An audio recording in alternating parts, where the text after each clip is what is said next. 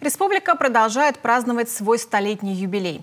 И вновь песни на коми-языке прозвучали в Санкт-Петербурге. В северной столице состоялся концерт «Прославляем коми-землю». По приглашению представительства республики в Северо-Западном округе в Доме национальности Петербурга выступили ансамбль «Июль» из Усть-Куломского района и «Зыряночка» из Каркировского.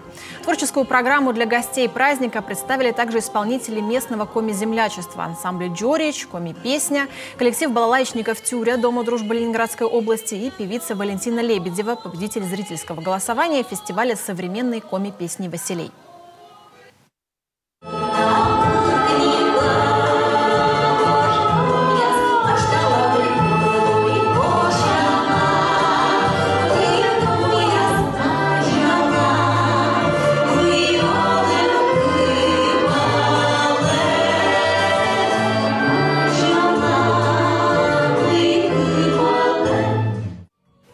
Представитель республики в северо-западном регионе Валерий Козлов отметил, цитирую: «Это был замечательный концерт, где выступили наши земляки и Усть-Кулома и Карткироса. Жаль, что ковидные ограничения не позволили всем желающим посетить праздник коми-песни».